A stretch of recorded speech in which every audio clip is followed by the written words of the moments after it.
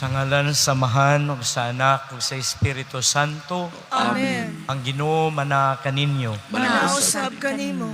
Mga igsuon aron maandam kita pagsaulog nining santos nga misa, mutuaw kita, Ginoo kaluy kami. Ginoo kaluy kami. Kristo kaluy kami. Kristo kaluy kami. Ginoo kaluy kami. Ginoo kaluy kami.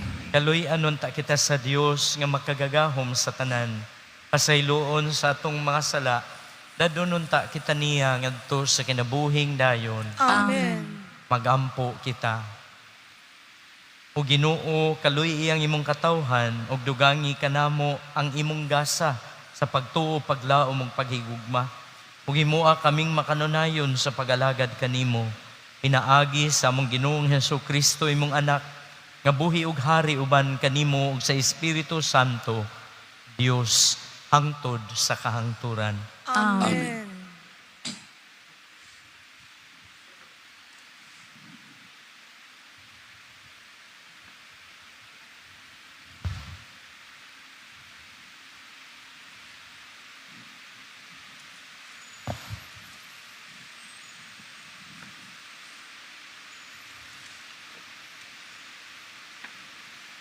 Kinutlo gikan sa basahon ni Propeta Jeremias. Balik kanako o katawhan nga maluibon, kay ako man ang inyong Dios. Magkuha kog usa kaninyo gikan sa matag lungsod ug duha ka tawo gikan sa matag banay, ug dadon ko kamo balik ngadto sa bukid sa Sion. Hatagan ko kamo og mga pangulo nga masinugtanon kanako, ug magdumala sila kaninyo uban sa kahibalo ug kaalam. Unya inigsanay na ninyo pag-ayo, dili na hisgutan sa katawhan, ang sudlanan sa kasabutan sa Ginoo. Dili na kini nila hinumduman, kay dili naman nila kini kinahanglanon. Ni magtinguha pa sila pagbuhat ug lain. Inigabot na niadtong higayuna ang Jerusalem, tawgon nga trono sa Ginoo, ug adto na didto magsimba kanako ang tanang kanasuran. Dili na sila magbuhat, sumala sa sugyot, sa tig-a, ug dautan nilang kasing-kasing. Ang pulong sa Ginoo. Salamat sa Diyos. Salmo responsorio. Ang Ginoo nagbantay kanato, maingon sa usa ka magbalantay nga nagbantay sa iyang panon.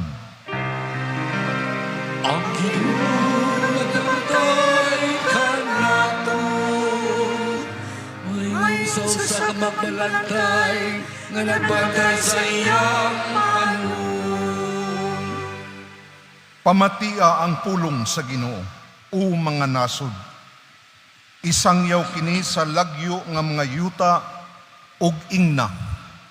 Siya nga nagpatibulaag sa Israel, nagtigom karon kanila, nagabantay siya kanila, ingon sa usa ka magbalantay sa iyang panon. Ang Ginoo nagbantay kanato, maingon sa usa ka magbalantay nga nagbantay sa iyang panon. Ang Ginoo maglukat kang Hakob, magluwas siya kaniya, gikan sa kamot sa iyang kaaway. Sa pagsinggit mutungas sila sa kinatumyan sa Sion. Maganayan sila ngadto sa mga panalangin sa Ginoo, ang trigo, ang bino, ug ang lana, ang karnero, ug ang mga baka. Ang Ginoo nagbantay kanato,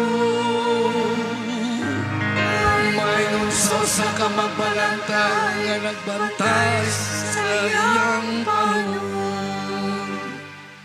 Unya ang mga dalaga magsadya ug musayaw.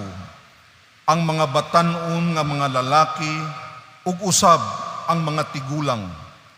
Himuon ko ang ilang pagbangutan nga kasadya.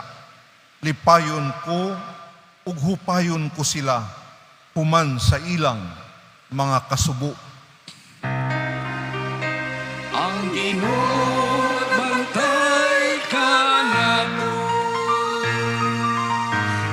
Ang sa kamagbalantay nga nagbantay sa iyang panon.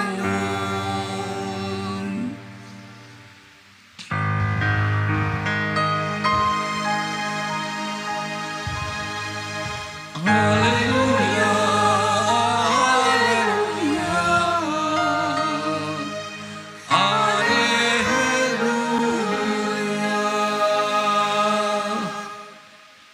Ang Ginoo manaa kaninyo. Manausap kanimo. Pagbasa sa Santos nga Ebanghelyo sumala ni Mateo. Himayawan ikaw, O Ginoo. Ginoo.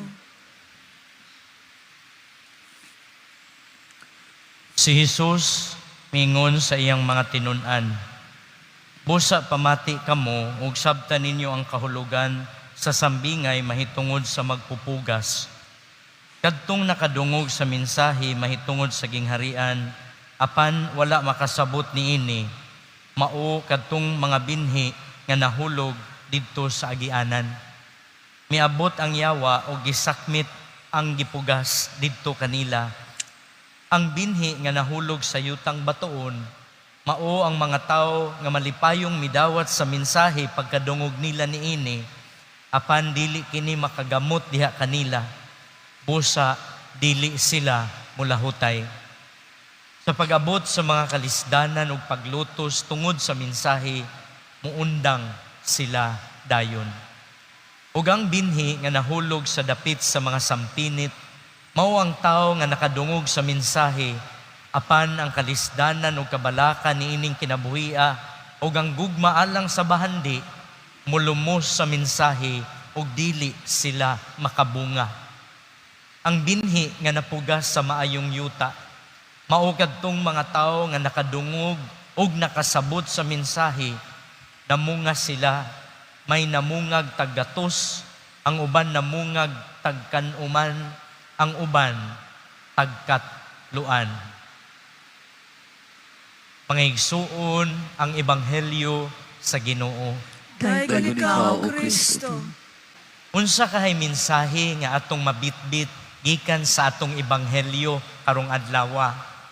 Kung tugutan ko ninyo mo paambit mga igsuon, usa ka higayon, diha to'y anointing of the sick nga akong giduaw. Ang usa ka tawo, nahimamat nako ang ngalan niya Esperanzo. Giingnan siya sa doktor nga mga pila ka semana na lang ang iyang nahabilin sa kinabuhi. Apan, bisan tuod og hapit na siya mamatay, nakita nako nga malinawon ang iyang disposisyon.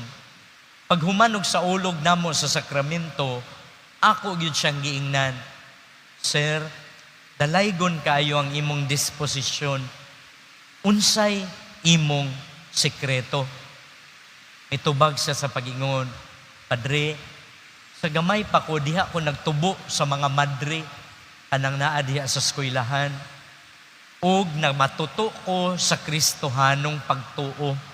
Hangtod nga naminyo ko, nagtrabaho na lang ko. Dili na ko malimtan ang iyang testimonya tungod kay naghatod to nako og bililhon kaayong pagtulunan nga ang Kristohanong pagtuo bitaw mahimo gyud ning hinagiban labi na sa labing lisod nga kahimtang sama sa iyang nasinati nga gitagalan na siya kay hapit na siya mamatay.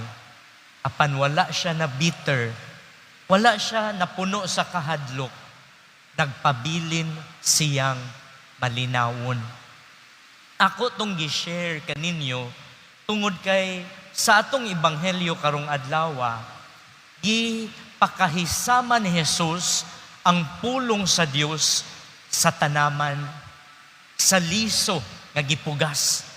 Ug kun maghisgot tag tanaman og liso, anaag yun ay duha ka importante kayong buluhaton sa tao. Ang pag-atiman ni ini ug ang pagpabunga ni ini. Sa ato pa di ay, kung atong i-apply sa atong kaugalingong kinabuhi, ang unang hagit nga atong mabitbit karon mga igsoon mao kini, we are invited to nurture the Word of God in our hearts.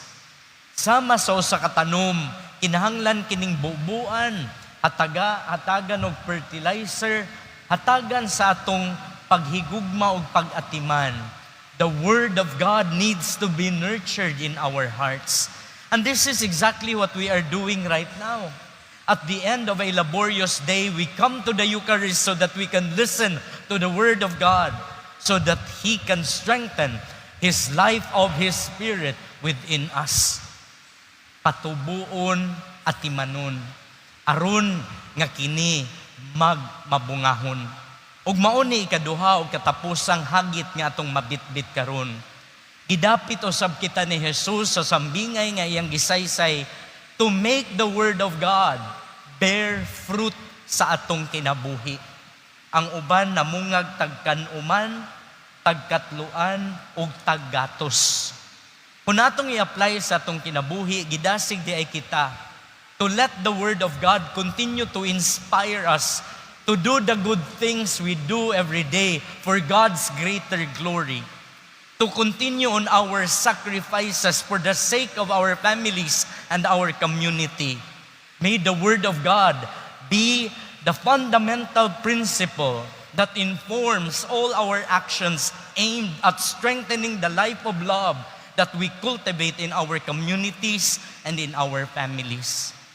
Laing example, let the Word of God criticize our habits and manner of doing things that are not in consonance with the divine will. Nindot kay nga pahinumdom alang nato tungod kay kita isip katilingban dominant nga mga Katoliko. Apan sayod ta nga daghan kayog problema ang atong nasod. Giimbitar kitang tanan to let the Word of God disturb us, to criticize our way of doing things so that we can continue to grow into the community that God desires us to be. Ug sa mga sitwasyon nga murag wa nagyoy kapaingnan ang atong paningkamot, may the Word of God be our hope.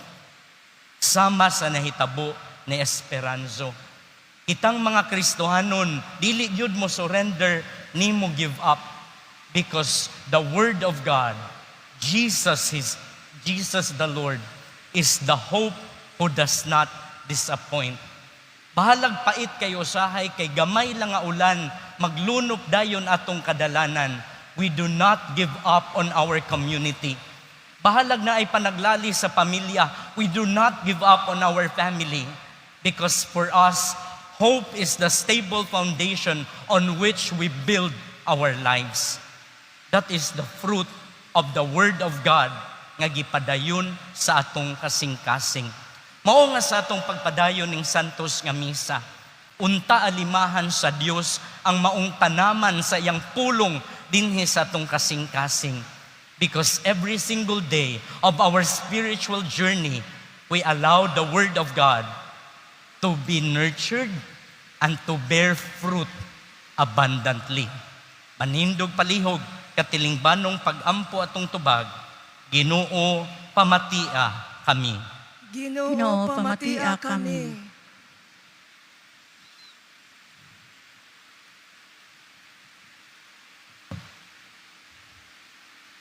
Nga ang katawhan sa Dios mamahimong abli alang sa pulong sa Dios aron mapaabot kini sa pinulungan nga masabtan sa tanan. Magampo kita sa Ginoo. Ginoo, pamatia kami. Nga sila nga naghupot og buhatang publiko, mga lagad uban ang kamatinud-anon ug kaligdong. Magampo kita sa Ginoo. Ginoo, pamatia kami. Nga ang mga mag-uuma ug sila nga nanagtikad sa yuta, mapanalanginan og maayong panahon ug abundang ani. Magampo kita sa Ginoo. Ginoo, pamatia kami. Nga ang mga masakiton makakaplag og kahupayan ug kalipay diha sa mga pulong ni Hesus. Magampo kita sa Ginoo. Ginoo, pamatia kami. Nga imo untang isipon nga takus ug mapuslanon alang kanamo nga ang halangdong Teofilo kamumot mabayaw na ngadto sa altar sa mga santos. Magampo kita sa Ginoo. Ginoo, pamatia kami. Ang atong mga minahal sa kinabuhi nga nangamatay na mupahulay didto sa langit nung gingharian nga giandam alang kanila. Magampo kita sa Ginoo. Ginoo, pamatia kami. Ang yun nato ang mahal nga birhen nga tabangan ta sa atong pangaliya. Itang tanan, maghimaya ka Maria, puno ka sa grasya. Ang Ginoo nga naa kanimo. Bulahan ikaw sa mga babae nga tanan, ug bulahan ang bunga sa tiyan mo nga si Jesus. Santa Maria, inahan sa Dios, iyampo mo kaming makasasala, karon ug sa oras sa among ikamatay. Amen. Langit nung Amahan, dungga ang mga pag-ampo nga gihalad sa imong katawhan sa ngalan ni Jesucristo, among Ginoo. Amen.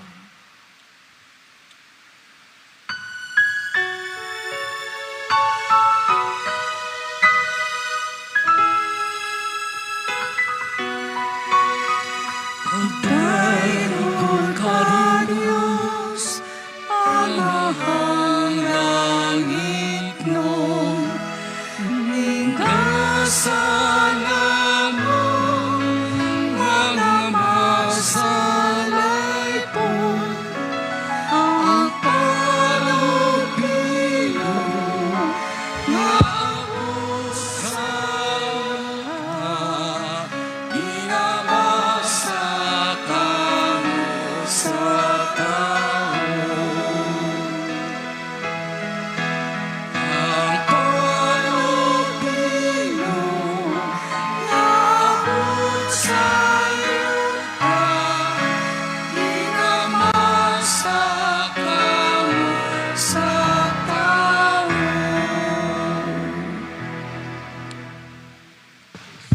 Mga igsuon, pagampo kamo, aron kining atong halad dawaton sa Dios Amahan, makagagahom sa tanan. Dawaton ta sa Ginoo ang sakripisyo di sa makamot. Anang sa pagtayo pagmamay sa ngalan. Anang sa kasalanan sa ubos nga santos sa simbahan. Ginoo, ikaw ang naghatag nining hingpit nga sakripisyo, dawata kini maingon sa imong pagdawat sa halad ni Abel. Ang gasa nga among gihalad alang sa imong himaya, magdalauntag kaluwasan alang sa tanan. Inaagi ni Kristo among Ginoo. Amen. Ang Ginoo manaa kaninyo. Manausab kanino. Ibayaw inyong mga kasing-kasing. Amo na gibayaw ngadto sa Ginoo. Magpasalamat kita sa Ginoo nga atong Dios. Angay ug matarong. Santos nga Amahan, Dios nga tunhay ug makagagahom sa tanan. Angay ug matarong magpasalamat kami kanunay ug sa tanang dapit. Imong gibuhat ang tao tungod sa kaayo, gisilutan tungod sa katarungan, ug imong giluwas tungod sa kaluoy, inaagi ni Kristo among Ginoo. Uban sa mga anghel nagasimba kami kanimo, duyog sa ilang wayhunong nga pag-ingon. Santos, Santos, Santos, Ginoong Diyos ng kahungan, puno ang langit o yuta sa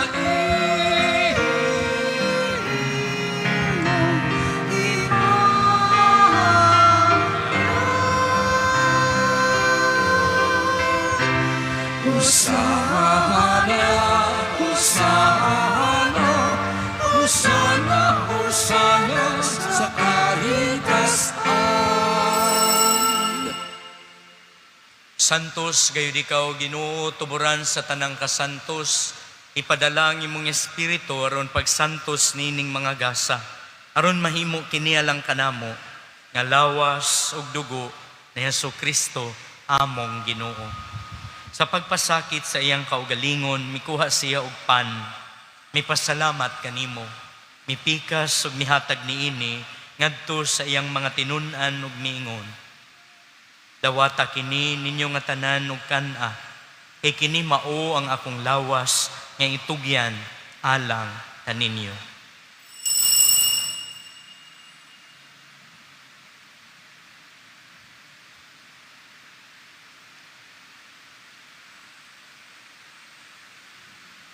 Sa samang paagi tapos ang panihapon, mikuha siya sa kalis.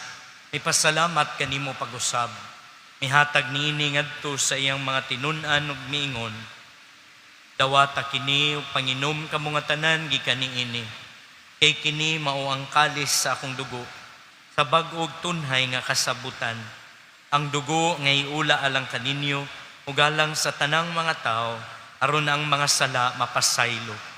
Buhata kini aron paghandom kanako.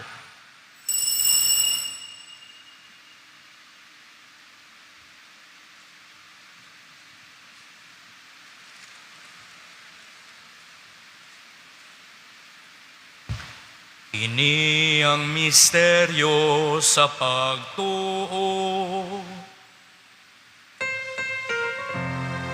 Si Kristo namatay, si Kristo namanhaw, si Kristo mabalikan.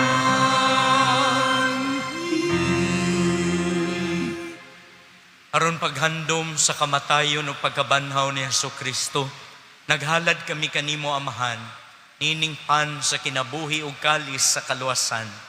Nagpasalamat kami kanimo tungod kay imo kaming giisip nga angayan, nga moatubang ug moalagad kanimo. Imo ang kaming mga lawat sa lawas ug dugo ni Kristo, magkahiusa diha kay Espiritu Santo. Hinumdumi Ginoo ang imong simbahan sa tibuok kalibutan.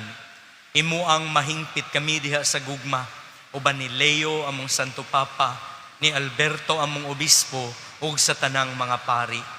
Hinumdumi usab ang among mga igsuon nga nangamatay. Malaumon nga mabanhaw sila, ug ang tanang nangamatay diha sa imong kaluoy. Dada silang tanan sa pagsudong sa kahayag sa imong naong. Kaluy kaming tanan. Imua kaming angayan makaambit sa kinabuhing tunhay, uban ni Maria ang inahan nga ulay sa Dios, ni San Jose nga iyahang bana, uban sa mga apostoles ug sa tanang mga santos nga nagtuman sa imong kabubuton latas sa katuigan. Uban kanila, amo ikaong daygon ug himayaon, pinaagi ni Jesucristo, imong anak. Pinahagi kaniya, uban kaniya ug diha kaniya. Ihatag nga kanimo makagagahom nga Amahan, diha sa kayusa sa Espiritu Santo, ang tanang dungog ug himaya, hangtod sa kahangtuhuran.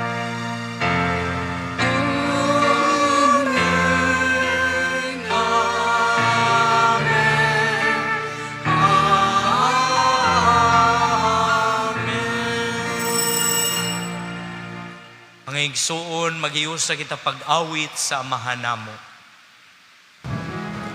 Amahan mo nga laka sa mga langit, pagdayo ng imong ngalan, umabot ka na mo ang imong gingharian, matuman ang imong pagbuo, hindi sa iyo damay mo sa langit. Ang kalaunan mo sa batang adlaw, ihatag ka na mo karong adlaw. Upasayo kami sa among mga sala, maingon nga nagapasayo kami sa mga nakasala kanamo.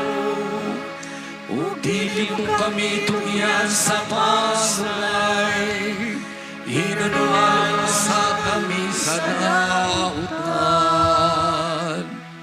Mangayo kami kanimo Ginoo, nga imo kaming luwason sa tanang dautan.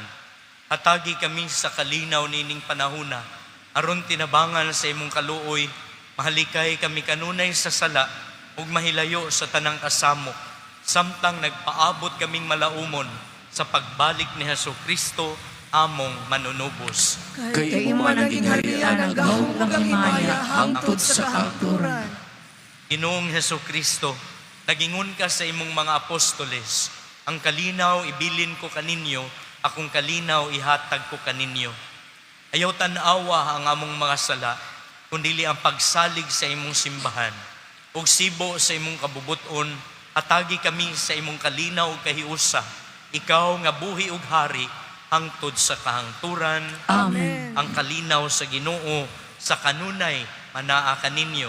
Manausab kanimo. Ipakita ta ang panag-inig sunay, panagdait manaa kaninyo.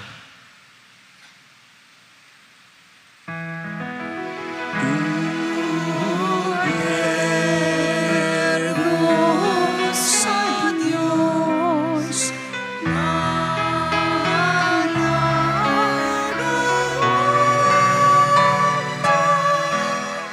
sa mga sala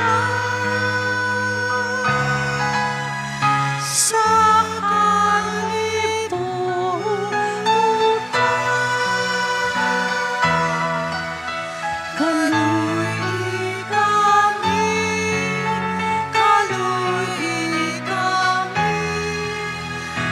hatagi kami sa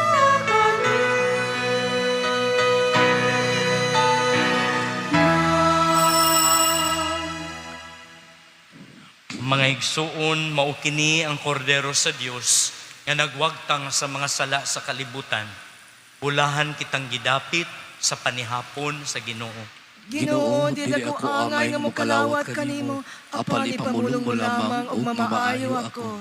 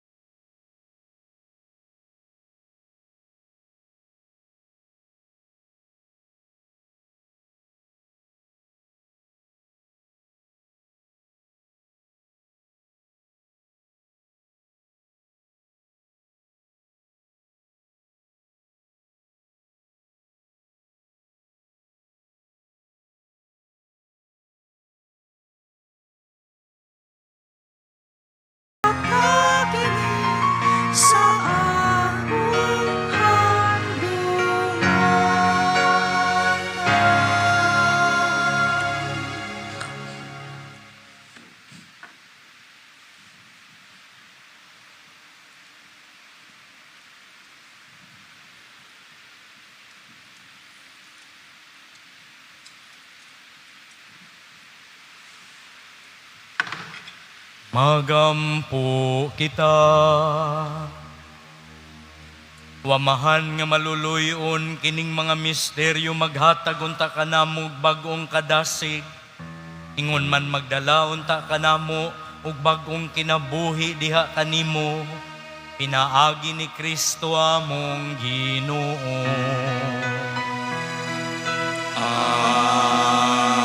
Amen. Tugyan nato atong pamilya sa panalipod sa Dios by invoking Saint Michael. Saint Michael the Archangel, defend us in battle. Be our protection against the malice and the snares of the devil. May God restrain him, we humbly pray. O Prince of the heavenly host, by the power of God, cast into hell Satan and all the other evil spirits who roam through the earth, seeking the ruin of souls. May Christ reign in our hearts, in our families, and everywhere in the world, now and forever. Amen. Ang Ginoo manaa kaninyo, Manausap kanimo. manalangin kanatong makagagahom nga Dios, ang Amahan, Anak ug Espiritu Santo. Amen. Nahalad na ang misa. Pauno nato ang gugma ug kalinaw ni Kristo. Salamat sa Diyos.